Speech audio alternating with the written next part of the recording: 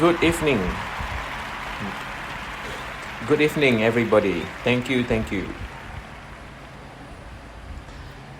In about 45 minutes, I'm going to do a live session on this live travel, live virtual tourism platform called HeyGo.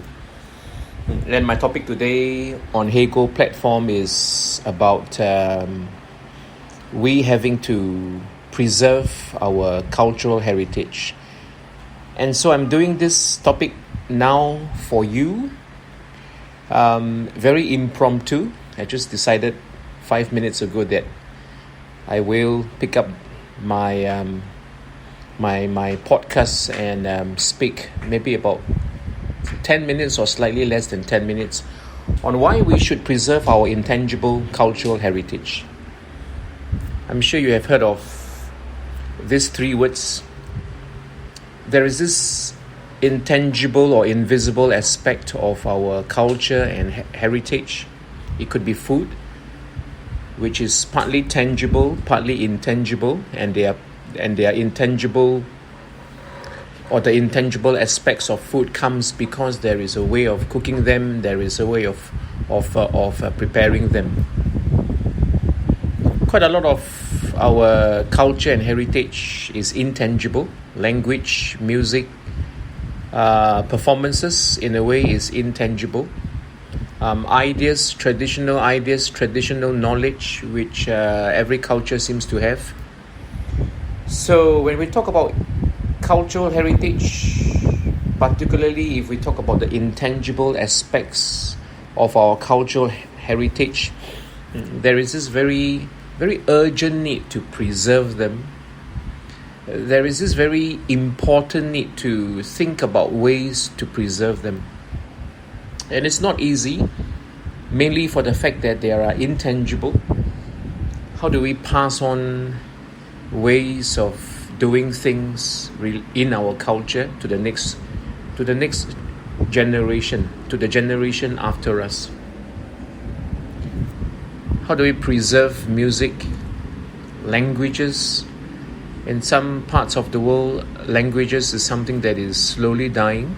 There are some languages in certain parts of the world where it is spoken by fewer and fewer people.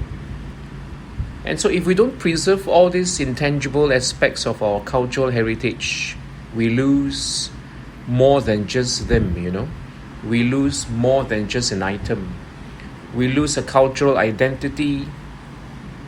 We lose our heritage. We lose something that is that has been around for centuries. And when we lose them, we sometimes discover the value of all these things that once were with us, but now no longer with us. And so governments, the tourism industry, people outside tourism, local people, NGOs, we have a role to play each. We each have a role to play in coming together to find ways and means to preserve our cultural heritage, and also the intangible aspects of our heritage and culture.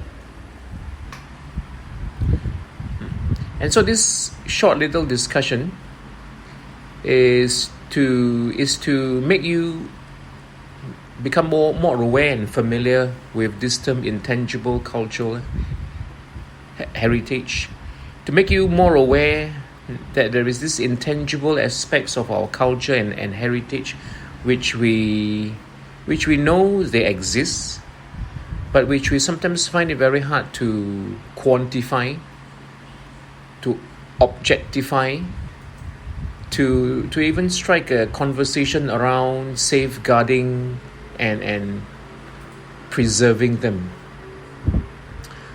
The United Nations Educational, Scientific and Cultural Organization, or UNESCO, uses this word safeguarding very often when they talk about protecting and preserving heritage and culture. And as climate change and global warming, as the world becomes more vulnerable to crisis and different kinds of crisis, we need to be aware that safeguarding must be done and must be done in creative ways. Thank you so much for joining, and tune in to our next topic or topics. Have a good week and a good weekend. And signing off from Singapore. Thank you very much.